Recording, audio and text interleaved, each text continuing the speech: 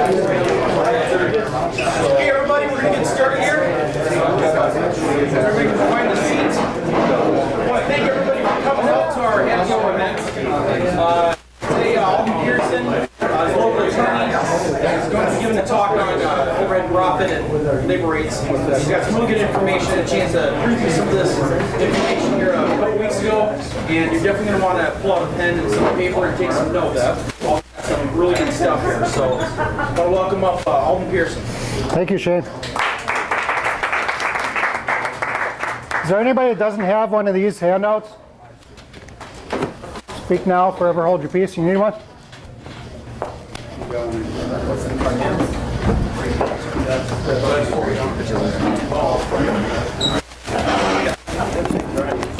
Can I get one? All right. Yes. There you go.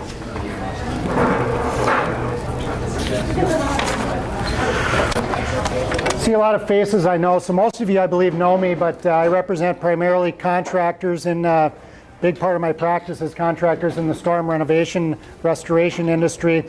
Obviously a big part of your business is insurance work where you're getting paid by the insurance company, and the rules of that game keep changing. What I'm going to talk about is basically three things, and I've got it on the outline here. I'm going to start with general contractor overhead and profit and discuss kind of some of the timely issues that relate to that. Then I'm going to talk specifically about retail labor rates and Xactimate on there. And I've got the Xactimate white paper for both overhead and profit in here, as well as the Xactimate white paper for retail labor rates. So I'm going to talk about that and maybe why you might want to be considering going to a retail labor rate rather than the actual rate that your subs are charging. The last thing I'm going to talk about is different approaches and that are out there, and my thoughts on those different approaches to contracting, and essentially it's approaches to getting paid. How do you get the job bought? How do you get the insurance company to pay? And what's maybe the best approach to do that? So that's really what I'm going to talk about. Then you guys are going to eat. For those of you that aren't members of MNAES, and I've been around since 2009 with MNAES, was one of the initial board members when we got all together at the Kelly Inn and tried to get the contractors' names to be put on the check and get a law passed that would do that. Unfortunately, we weren't able to get that law passed because the banks that were really the problem were the federal chartered banks, and they said, hey, you can't regulate us. It'd take an act of Congress. And the local banks said, hey, we're not the problem. And we agreed, they weren't the problem.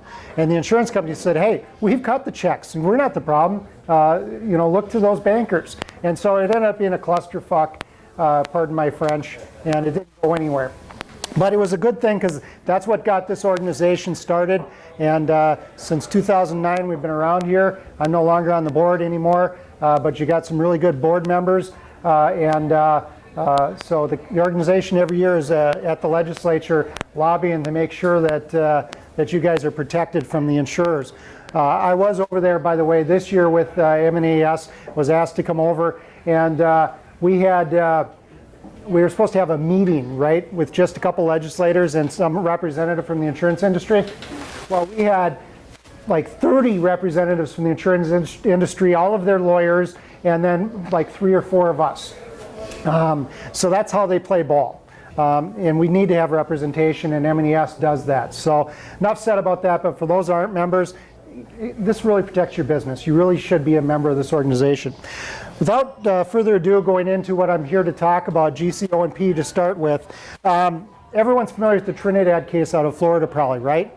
That case says, in a nutshell, again, this is Florida case, but that case says in a nutshell, when the services of a general contractor are required, the insured, now the insured, I'm not talking about the contractor, the insured is entitled to O&P on the jobs. Now, there's been a lot of other states that have adopted this either through policy, like Texas does through the Commissioner of Insurance, or Oklahoma has through the Commissioner of Insurance, or other states that have had cases similar to the Trinidad case. But there's some differences between those cases. All of them say that O&P must be paid to the insured. Where the difference is that if it's an ACV or an RCV case, actual cash value or replacement cost value. And so all of them agree that an RCV case RCV situations that O&P is required to be paid when the services of a general contractor are required. Where they differ then is on the ACV only. And so look for that. Now, in Minnesota, there is no O&P law. It would be nice if we had one. Through MNAES, we tried to ask Commerce Department to come out with a bulletin similar to what Texas did, and they gave us the big old raspberry and said we're not interested in doing it. So we have the Wild West here. We have no O&P law here. But that doesn't mean that you can't push this issue. Lots of times where, we have Tim Bartholomew here, you might have to push it through appraisal, and the appraisal panel should be made aware of it. But the law around the country is important because Minnesota, when it doesn't have law, looks to states like Florida and other states to see the way things should be done here. So when the insurer comes to you and says that O&P isn't required here, that's not the truth.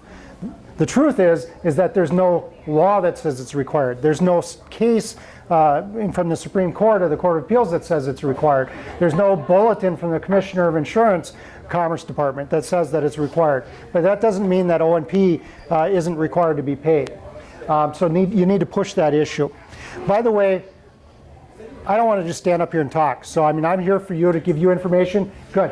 Is this What's up, Paul? really, simple? What's that? Is this not really simple? Well, The fact that as a homeowner, when I buy insurance for my home, I pay based on RCV. Do you mind if I come up? not a problem, Tim. Which means I that want to hear what you're saying. I can't hear it back there anyway. Can you talk a little louder, Paul? when I pay for my homeowner's insurance, I'm paying based on RCV, Then that's what the cases say. right? Right? So what's your... Which means total replacement value. So I'm paying my insurance premiums are based on paying for total loss. I agree, Paul, and that's the argument that's made in nearly every one of those cases. With that being said, if I have a loss, no matter how big or small, O&P should be involved. I don't disagree. Okay. If you mind, Sure, not a problem, One of Tim. the things that has been the biggest argument in that is the idea that if you bought a home, when that home was built with O&P. Therefore, any loss that's on that home should have O&P. The problem is, no one's taken it to court here in Minnesota. If we take it to court here in Minnesota, you're going to have those laws happen. But nobody's doing it because most of the things are too small. And one of the biggest problems you guys have is, oh gosh, I'm going to lose money on this job because if I do this or I take it to appraisal, I'm going to lose this job. I mean, I'm not going to make as much money on this one. The fact of the matter is, either you guys get together and say, we're going to do this every time we're going to do this, and we're going to make sure that we go and do an appraisal on it, or we go and do a legislature on it, or, I mean, what I'd say, we sue them. Not that you do, the homeowner do. You help the homeowner to do it. A question, Trevor? Yeah, kind of for you, for them. So we get O&P more often than not than we have been in the past, what, a couple of years? And you're mostly doing multifamily, right? No, we're doing No? everything. Okay. But when it comes to multifamily, it's actually harder to get O&P because then they want to send it out for bid, that type of stuff. So you work in supervision and a lower percentage for overhead and profit. But I mean, with this group, I mean, are you getting O&P on 3 trades? Can you ask the question again, sir? I can't. I mean, are you getting O&P? Or anybody in here getting O&P on a regular basis on 2 trades, 3 trades, 4 trades? Because we're getting it. It's a fight. Are you getting it after the fight? Yeah, windows is a no-brainer. Whenever you ever got money without a fight. Then what's that? Whenever you ever got money without a fight. Chubb. I mean, fuck, not all of us are. They don't volunteer to Insurance pay. companies, let's No, of be course. clear. No, No, but they they don't won't pay. volunteer, but if you put it in the estimate. And by the way, coming back to, going to appraisals every time, all state will not pay O&P, period, unless I go to appraisal and we win every time, Okay. and they still refuse to pay every time. Well, in That's all appraisal, state? it's going to be tough for them to get away with it. The fact of the matter is, one of the things that you guys are making a mistake of is you're letting the insurance companies lead the charge. Yeah. You're waiting, taking their estimate, and you're working off of their estimate with no O&P, and then you're going ahead and doing the job. If you aren't leading the charge with your own estimate and always have an O&P, you got a problem. Because now you go to appraisal, well, you have this estimate that you didn't charge O&P. Now all of a sudden, because you go to appraisal, you put O&P on it, you're not going to win that argument. I want to tie that back into what we were going to talk about here is, their estimate is based 40% or 50% of the time on Xactimate. And a lot of you have that program, and a lot of you use that program. You know whose program that is, right? It's the insurance industry's program. But if you're going to use that program, it does have application for O&P. Your GCO&P, you can put it on at the bottom. It's a line item based on the entire cost of it. And then there's trade-related O&P, and then there's personnel-related O&P. And that's all in Xactimate. And if you look at the white paper that you have a copy of, because it's in your packet of handout, it lays those out for you. But it doesn't allow you, it puts it right into the estimate. Puts it, It doesn't put it anymore like it used to at the end. Right. It puts it throughout the whole estimate. right, but the O&P for each trade is not the same thing as the GCO&P. And that's the big difference. Yeah, the trade O&P, so your O&P for roofing, your O&P for siding, your O&P for windows, that is a trade-specific O&P. You're getting O&P. But that's not GCO&P. You're getting O&P. GCO&P is for project coordination, for managing the entire project, for sequencing, for coordinating, for making sure everybody's legally compliant, for making sure that the work is being done according to code, making sure OSHA is being followed. All that BS that you're being paid for, that's what GCO&P is for. And the other O&P that's within the line item is for the subcontractors because they're owed O&P as well. And that's what Xactimate says. And that's what So, they're talking about when they if tell you're you doing that your you're own getting work, O&P.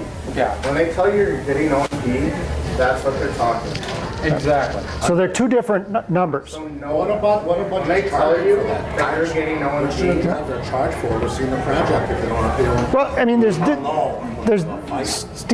different procedures. I mean, you could go back to the pre-99, 98, before Texas came up here and taught us all how to do, insurance claim contracting with the price agreeable contracts and all of that. You can just provide them a bid. This is my bid. This is what I'm doing.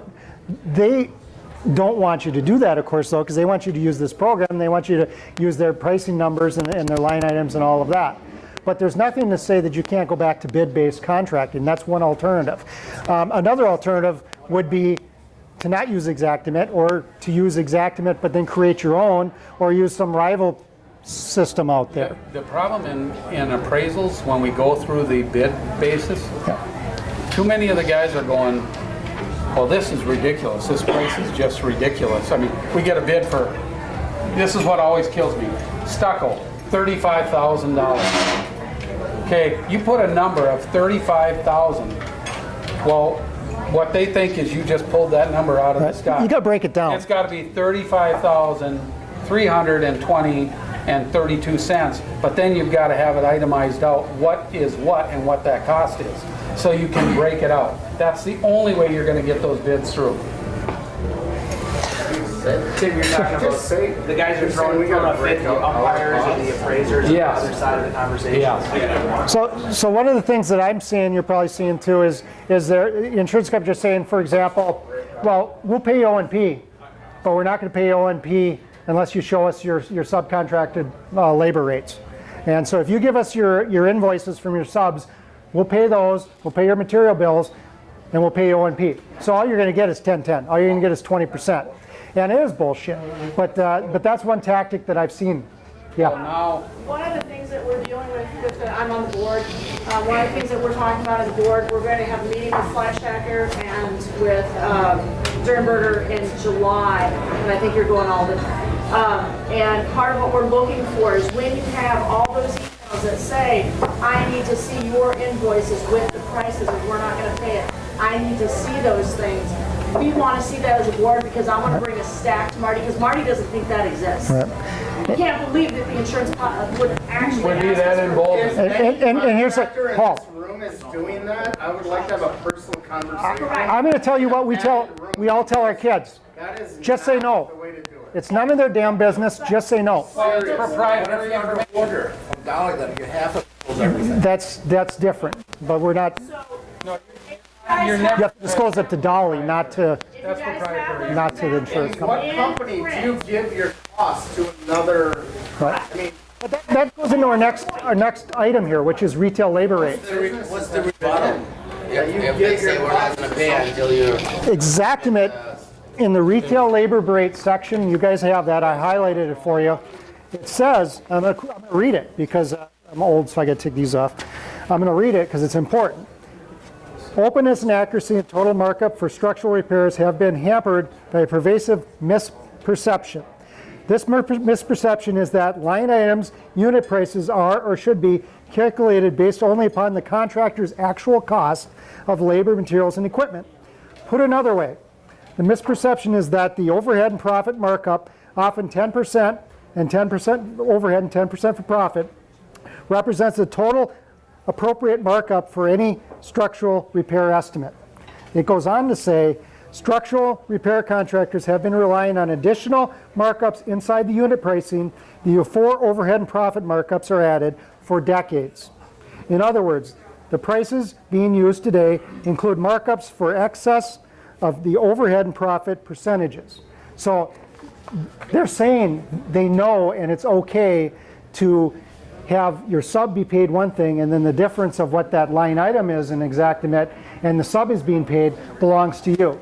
Because nobody can make it on 20% gross profit unless you're working out of your house. Let me ask you this. Yeah.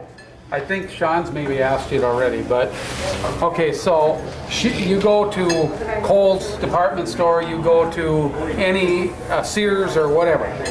Whatever they buy the product for, they mark it up 50 to 100% or more. Yep. 300% is high. Why is it wrong then for a contractor to take say a stucco bid for $30,000 and put a percentage on that and then get his overhead and profit on top of that? There's nothing wrong with it. And So- this says you can do that. This is what I'm trying to say is, anytime that you guys do that, if you put it out in the open, instead of trying to hide it, because here's what happens. As soon as you try and hide it, now all of a sudden, say they call your subcontractor, and that subcontractor says, well, my price was this. Well, now they try and hit you for fraud for misrepresenting it because you're hiding it. If you put it out in the open and say, this is our MSRP price on, or our retail price, don't use MSRP. So Use now retail you're telling price. us to give them our actual cost. Retail labor rate, not what you're paying. Just like in the auto industry where they have the book rate.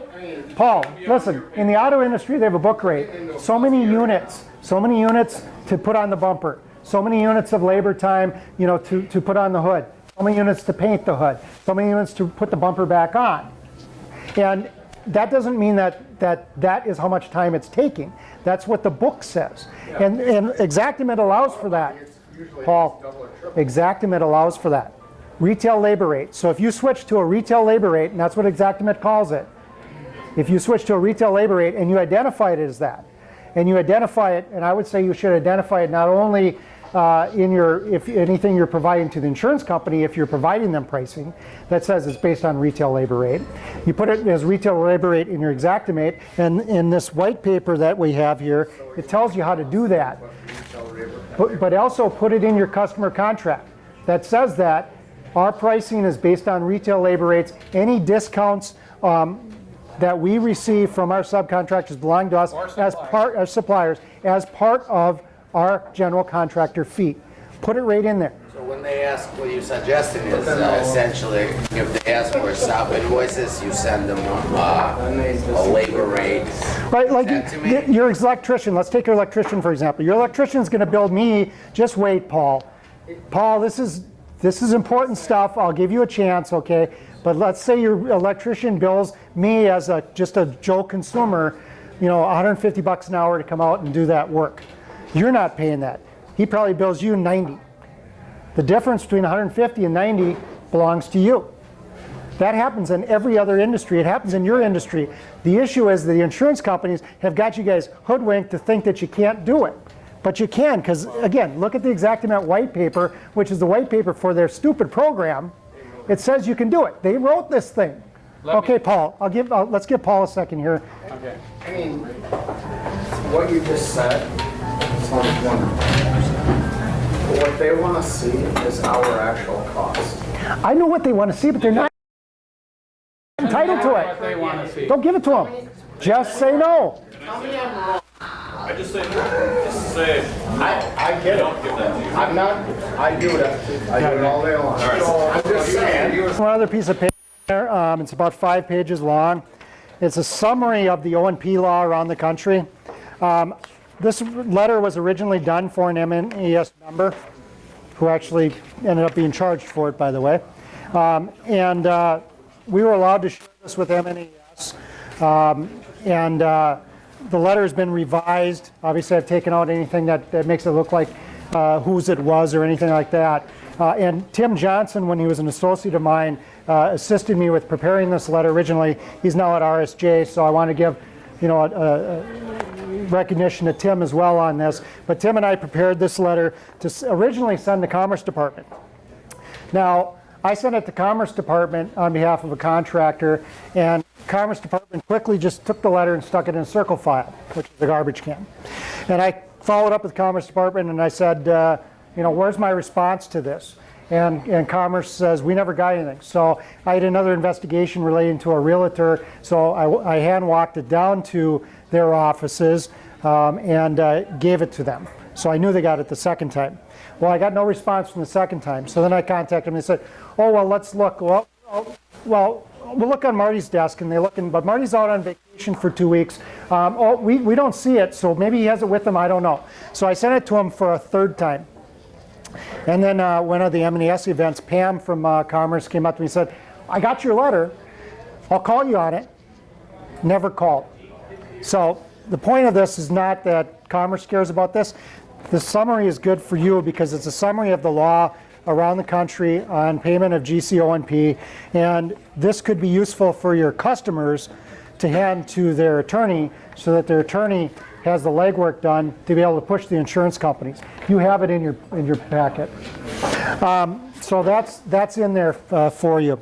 Now, the last thing I want to talk about before we go back to the roundtable stuff, which is great, is just the different approaches I see out there. Already mentioned it, you know, used to have before 99 storms, used to have just bid-based contracting. There's no reason you can't do that. The insurance companies, by the way, say that your contracts, your price agreeable contracts, they're nothing more than bids. That's not true, by the way, but that's the way they identify them. So you could go back to just bid-based contracting and avoid this whole Xactimate crap and this whole price agreeable contracting stuff and just provide a bid. That's one approach. Of course, a bid is nothing more than a bid, right? It's not a contract. You could stick with the price agreeable contingency agreements like you did now. They are legal. Dolly says they don't have any problem with them. You'll hear the insurance companies say they're not legal though, because of this case, the Lon Smith case that came out of Texas. It's the Cross case, but it's not called Lon Smith case. But it's really about Lon Smith, who's a big contractor out of Texas.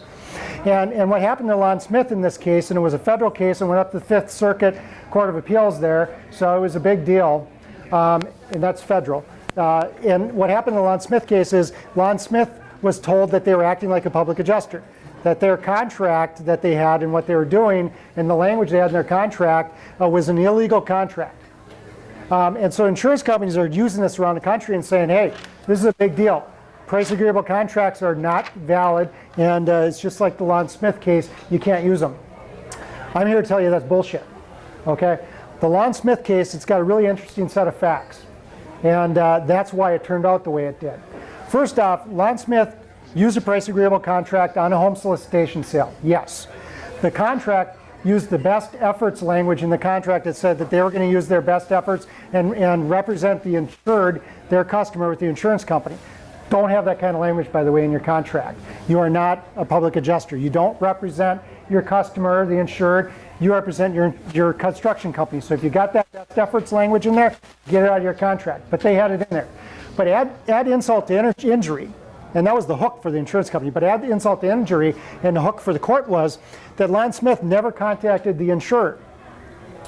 They built the roof, and then they sent a bill to their customer, and they said, we built your roof, here, pay us. And then when the customer didn't pay and said, you know, what's going on with my insurance company? What did you talk to them? I mean, what you know, they haven't sent me a check. To add further insult to it, Lon Smith turned it over to their lawyers, and their lawyers, instead of investigating it, sent a collection letter to themselves. And by doing that, violated their Debt Collection Practices Act. So the lawyers got sued too. So not only did Lon Smith F up, but the lawyers F'd up too. It's a terrible case, bad set of facts. And it's not what the insurance companies are claiming that it is. The takeaway from Lon Smith is get rid of the best efforts language in your contract. Don't say you're representing your customer, the insured, and make sure you contact the insurance company and do a price agreeable if you're doing a price agreeable contract. Yeah, Randy. There are two types of contracting I see out there. So we talked about bids, we talked about price agreeable. The other two that I'm seeing out there is an assignment of benefits. And you'll hear a lot of people talking about that, like Florida or other places, and they'll say, you know, just get an AOB. Well, an AOB, they are legal here. You can get an assignment of benefits from your customer. Now you stand in the shoes of the insured, and then unlike where I said earlier, you don't have standing to sue. If you have an AOB, you do have standing to sue. But the problem with an AOB is, first off, you still need your customer. The roof's, I'm going to use a roof example, but the roof's been built, and now you're trying to collect the money. What incentive does your customer need to have to do anything for you? The roof is done. They don't care if you're not paid or not. Go find out with the insurance company. That's why you did the AOB in the first place. The second issue is that whatever shit they stepped in, you know, any deadlines they blew, anything that they did wrong, sticks to your shoes. So I'm not convinced an AOB is a great idea, but it's out there. The last approach is something that came up recently at SVG's thing they did out in Las Vegas, and they call it a services agreement. Now, I've done service agreements for clients as well, but the services agreements that I do for clients is they're just a consultant, usually for an HOA. They're not doing the build, they're a consultant for the HOA. And the idea of this services agreement that's being promoted currently is that you're going to have a services agreement where you're going to represent the customer and be their expert, and then you're going to enter into a construction contract and do the build. So it's a two-step. The problem with that is, what are you doing on the services? You're really just doing bid work. And if you're not just doing bid work, you're acting like a PA. I think this services concept is really not going to work, and I think that somebody is really going to get their foot in a ringer, and they're going to lose their license if it's a state they have a license, or they're going to end up like Lon Smith in Texas where there's no license requirement, but who cares? There's a class action now against Lon Smith based on that Fifth Circuit case. So I don't think that this services agreement, unless it gets tested in the courts and it wins, and it hasn't been, is a great idea. But the idea is out there. I'm not a fan of it. Do you understand what I say by that services agreement? Does it make sense to you? Yeah. Okay. All right. But it's out there. And hey, I'm not the be-all, end-all expert, and so I could be wrong, and it could work. If I was betting on it, I would bet against it.